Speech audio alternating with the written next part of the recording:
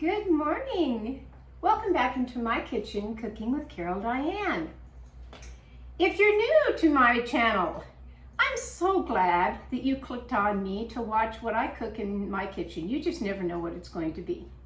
If you have subscribed and you're following me of every video that I make, great. What am I going to make today? Well, it is a cloudy day. So what do I usually do on a summer cloudy day? Start my oven, bake something.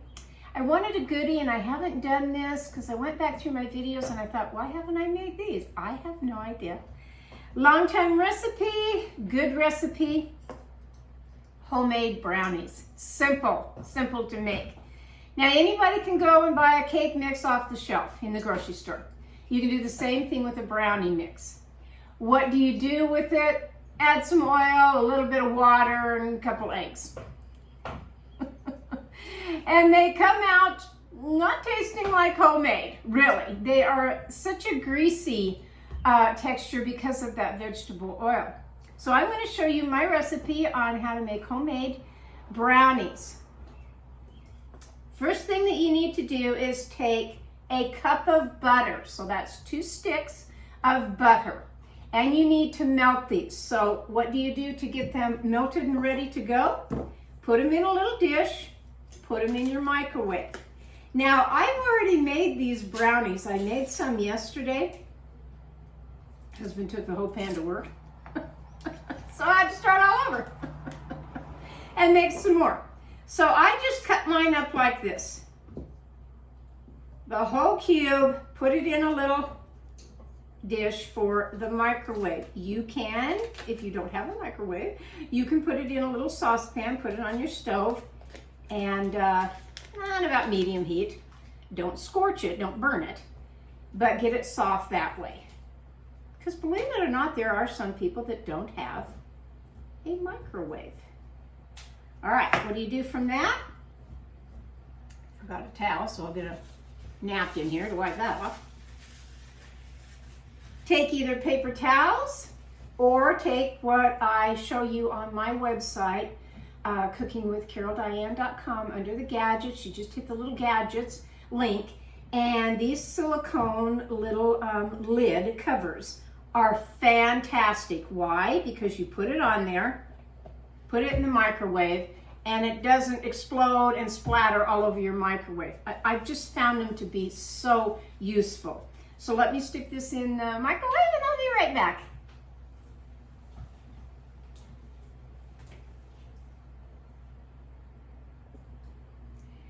Okay, I'm back now that the butter has melted in my little bowl. So, I like to do it in this order. You can do it any way you want to. In a box mix from the grocery store, you just kind of pour it all in. And in a sense, that's what I'm going to do. But what I like to do is I'll go ahead and stir up the butter a little bit, making sure the last little bit of it has melted. Then I pour it into just a mixing bowl of some kind. So with this recipe, here's my recipe, right here. So with this recipe, you're going to need 2 cups of regular household sugar. Pour that in with the butter. Make sure you get it all. And I like to make sure that the sugar is in the butter. So whisk it around with any whisk that you have. If you don't have a whisk in your house, then put it with a spoon. Doesn't matter. Now it's going to look like that. Okay. Because I live down here, not in high altitude as far as when I was up in the mountains, it's give or take of how you like the consistency as far as your brownie, whether you like a thin little brownie or whether you like a thicker brownie, more like a cake brownie. Today I'm going to make a little bit thicker. So my recipe calls for 4 eggs. These are my farm fresh eggs that I got down the street just the other day. Big, they're nice big eggs. So what do I do with them? Okay, we're going to put those in here. Just stick them all in. I see that my yolks are nice and dark color. They're not light like a store-bought. I love fresh eggs. Anytime I see that sign that says fresh eggs, I stop and I get me some. And this one was from a gal that actually I think it was her little brother, sitting out almost like a Kool-Aid stand. It was so cute. And I got the eggs. Now you're going to say, well, you put more than 4 eggs in there. Yes, I put one more. I put 1 extra egg in there because, like I said, I want mine to be cake-like. And we're going to go ahead and stir that up, getting each one of those eggs incorporated into the butter and the sugar. Now you might say, oh, that's an awful lot of butter. Well, yes, but we're not using the greasy vegetable oil. We're using butter. Mix that pretty well, okay? Mix it very, very well. What else into here? I'm going to go ahead and add now my liquid of the vanilla, and the vanilla is 2 teaspoons. I use the Madagascar because I just still really like it. I like the flavor, I like the smell of it. And be generous. These need to taste good. There's that. And mix that in with those eggs.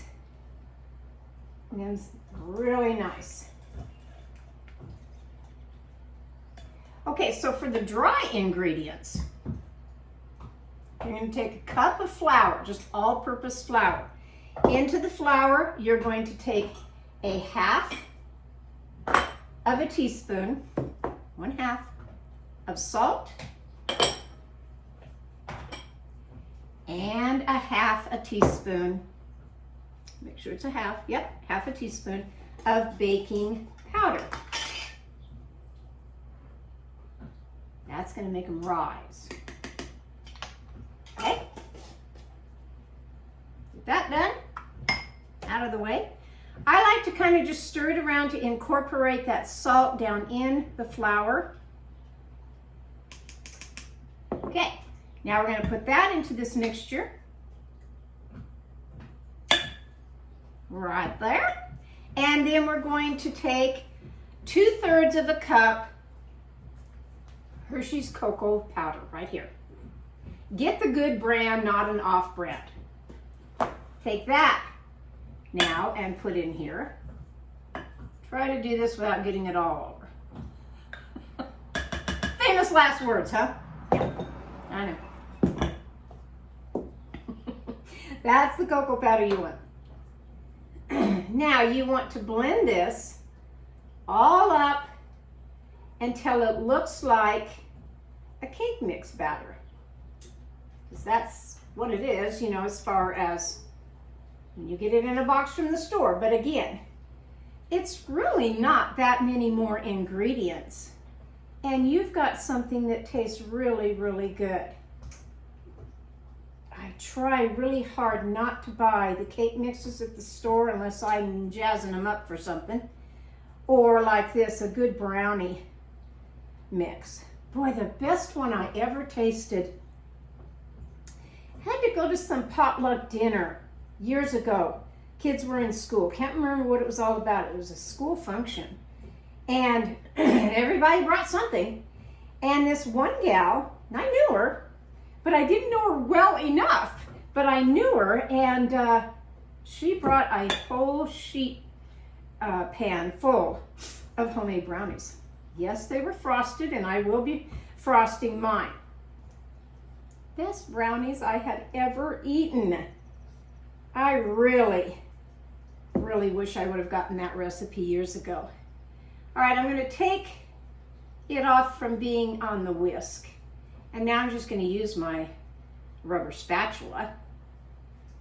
Right here, right here. Use that. And mix it up more. You want to make sure that the flour at the bottom of that bowl is mixed up, and you want to make sure that those eggs are too.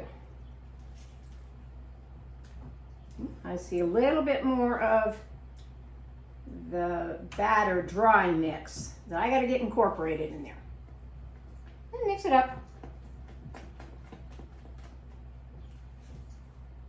I think it works better with a rubber spatula, but you certainly can take a wooden spoon or whatever spoon you have and mix this up. Okay, now it looks like this, which is just a thick, nice batter. Okay, let me grab the pan.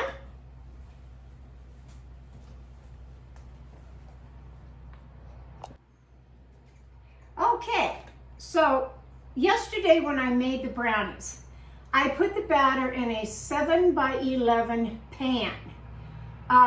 And it made a thicker, bigger, taller, I should say, brownie. Today, I'm going to use this pan so that my brownies, I don't want them that thick and big. That's a lot to put in your mouth. It really is. I'm going to try it anyway. Take some soft butter and any pastry brush. You know me, I like to use a clean paintbrush. I get them at Harbor Freight so that I can just disposable, throw them away, afterwards or whatever I want to do. Normally washing this with really hot water is just fine. You want to get the brownies out of the pan. So I put a light coating down on that. Then I'm going to go ahead and I'm going to take some parchment paper and put down in here. And I'll put it both ways. Down in here, and then I'm going to coat that parchment paper just a little bit. It'll come out. I want to just make sure. Okay, put that down in there. Now take your batter. Like I said, make sure, just go along the sides of your bowl and make sure everything is incorporated, and stick that in there into your nice pan, whatever pan you want to use. Yesterday when I did it in the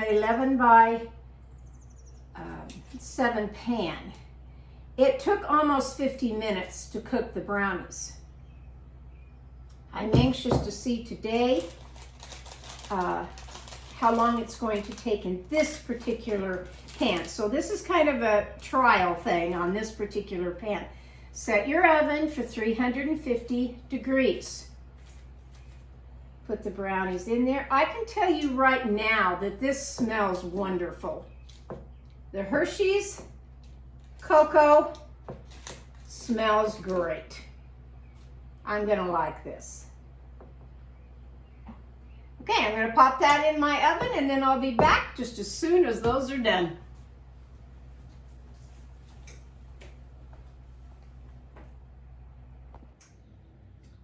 Okay, while my brownies are in the oven, I had someone private message me, a couple people, that saw my walk around my yard. And no, this doesn't pertain to cooking, but because you've asked, I'm gonna go out and show you how I do something when something kind of is through growing for the year. And what is it? They're my hollyhocks. Now, I love my hollyhocks. They're such a pretty flower. Yes, I use them in a lot of my artwork. And I should put these videos or links on my other website, which is thegardenersglove.com. I just haven't had time to do it. I apologize. But I am going to stick this at the end of this video of showing you how to take the seeds from a hollyhock and grow it anywhere for the next year. And they're not hard to do at all. Mine are pretty well ready as far as what I'm going to show you. I'm going to let mine go some more, probably even into August before I cut them all the way down. And I do. I cut my hollyhocks all the way down. What am I going to use to do this project? Hollyhocks are they make your arms and your hands itch. So what did I get? I got a little helping hand, and that's on my website, cookingwithcaroldiane.com, under the gadgets. You're gonna find these little guys. They are called a garden sleeve. I ordered mine hummingbirds because I love hummingbirds. I really do. What is it? It is a material I don't know, but I'm sure glad they did. You put it on, and this is going to be a lifesaver. Why? Because when I am clipping and doing my hollyhocks, and get you a good pair of clippers, good pair of clippers. When I'm clipping the hollyhocks and I'm picking them up and putting them in, I have about, I've got different garden carts, I really do. I have a nice metal one that I use everywhere. I have the little Red Ryder wagons, and I have another black, kind of a tote cart that I'll show you. I got it at Home Depot. I don't know if they're at Lowe's because I haven't really looked for them at Lowe's, but I know they're at Home Depot. And I'm going to use that this year. Usually it's my garden cart because it has a plastic, I don't know, it's just kind of a plastic thing that lays on the bottom. And I usually stick them all in there long ways. And all those little seeds come out of the pods, and then I can just gather it up and dump it in whatever. So I'm going to use these today of the sleeves and show you how I clip my hollyhocks. So let's go outside and begin.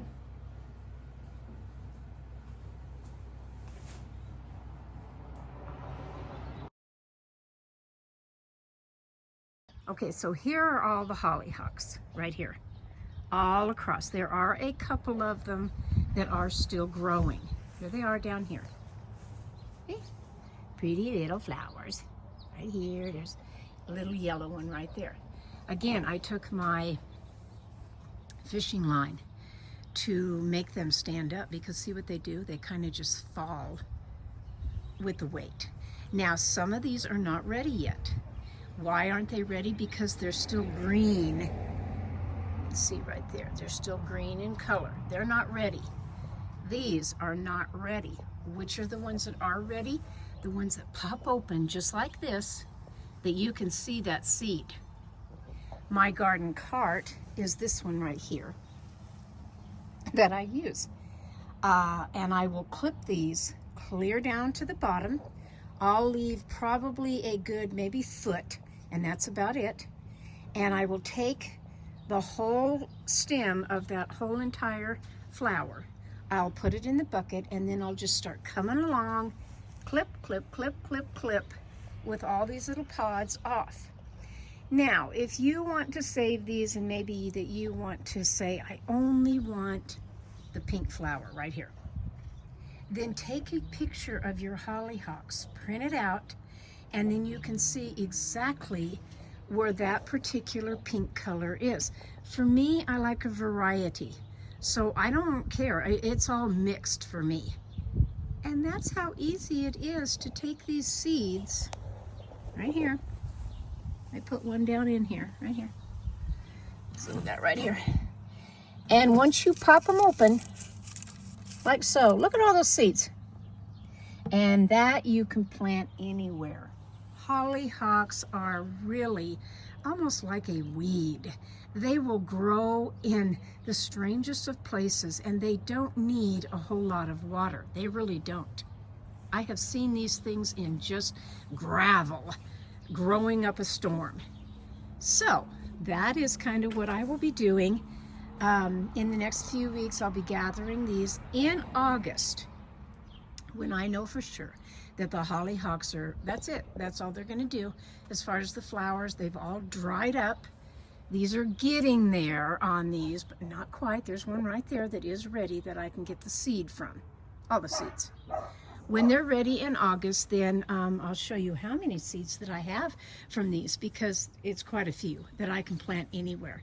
And that's what I did with this. I just sprinkled them all in a row, all the way down this little path to have something really pretty grow in an area that didn't have anything. So that's how you do the hollyhocks. I hope you've enjoyed it. Okay, the brownies are out of the oven. They're not quite cooled down just yet, but that's okay. I'm going to go ahead and show you how to make the frosting to go on this. And this frosting can be used on any chocolate cake. I mean, it's really good. It really is. I don't buy those little plastic jar things on the shelf in the grocery store of frosting either. I try to stay away from the box of anything and make it homemade.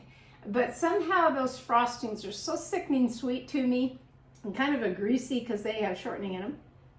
I just don't care for the flavor of them. This you will like. So what do you need to make the frosting?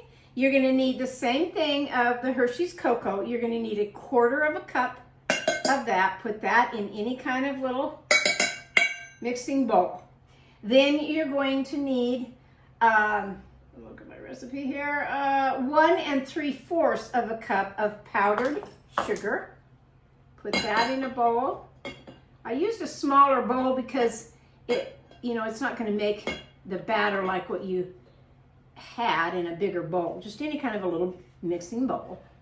Put it in there. Then you're going to take 1/8 teaspoon of salt.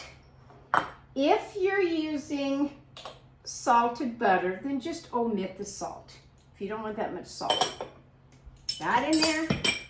And a flavor again. So go back to the vanilla and use 1/2 teaspoon of your vanilla. Like I said, any kind of vanilla extract. Have to put that vanilla extract for the young people that don't know. Go ahead and put the vanilla extract in there. About 3 tablespoons of soft butter. This is what I use to grease my pan anyway. It's about 3 tablespoons, so I'm just going to go ahead and put that in there, the whole thing.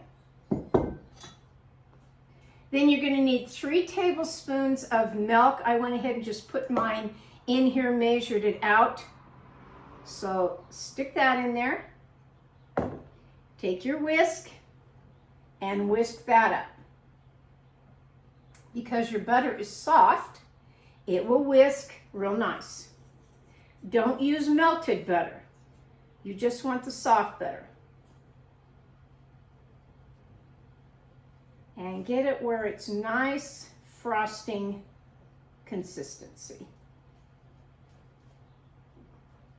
When I make a German chocolate cake and use the homemade coconut pecan frosting, there's just nothing better. That simple. Now, wasn't that easier than, okay, popping open the lid to one of those plastic little jars off the grocery store shelf? Okay, you can. But really, the taste of this, you won't want to use those cans at all. You can put it as thick on your brownies or as thin. Doesn't matter. It's whatever you like. So, that's what it looks like. You will like it. Frost your brownies, cut them up, put them on a nice little pretty plate of some kind, and eat them. They're good. They're really good. I paused while they were cooking and I went outside to show you how to do the hollyhocks for seeds using, yes, the little garden sleeves, which come in handy, like I said, because when I'm clipping along on all those hollyhocks, they can get all over. There's just something about the leaf and the big stems. It really does make you itch. It really does. Those are going to be a lifesaver. What do the seeds look like? Well, here is a bag of, actually, this one was 2003, July of 2003. Look how many seeds. Look at this. Look at how many seeds are in there. A whole bunch. Now you're going to say, well, Diane, and I separated out the light yellow ones in this one. I don't remember why. I didn't put a date on that one. So on these particular ones, like I said, here is the little pod of the flower right in here. And then it just will come out. You just break them open and they just fall out of the seeds. Can you go ahead and put this part into the ground? Yeah, and I have. Like I said, my hollyhocks of what I have out front, and I did show a picture of them all in bloom because they're gorgeous. They were just like this. I just took a whole handful and just went down the row of my hollyhocks of where I wanted them. I have them all over my yard because I think they're beautiful. I really do. hardy plant. So that's how you do a hollyhock seed. If you want to sell them, package them and put them in little plastic bags. Gosh, I've seen these on the internet for, they'll start at $3.75 a bag, and you won't even get that many in there that somebody's selling them to have. They're gonna last me a long time. I will continue with my hollyhocks out front, because if I ever move out of this house, I will want these in the next house that I go to. You know, I'm not gonna, these aren't a plant that you can just dig up like, you can, I have transplanted them before. They don't do real well when you're transplanting them, when you're digging up the bottom of the roots and everything. It's just better to have the seed. Wait for them. It's one of those, all good things come to those who wait. Well, this is one of them, the hollyhocks. So I did want to show you that in my video. I hope you go make my brownies, because they are very, very good. And I hope you're having a wonderful, wonderful day. It's mid-morning. It's still cloudy outside. I'm going to go and fix me a nice cup of hot peppermint tea and probably dig into one of these for a little treat this morning. So from my kitchen to yours, this is Cooking with Carol Diane. Have a really pleasant day. I'll catch you next time. Bye-bye.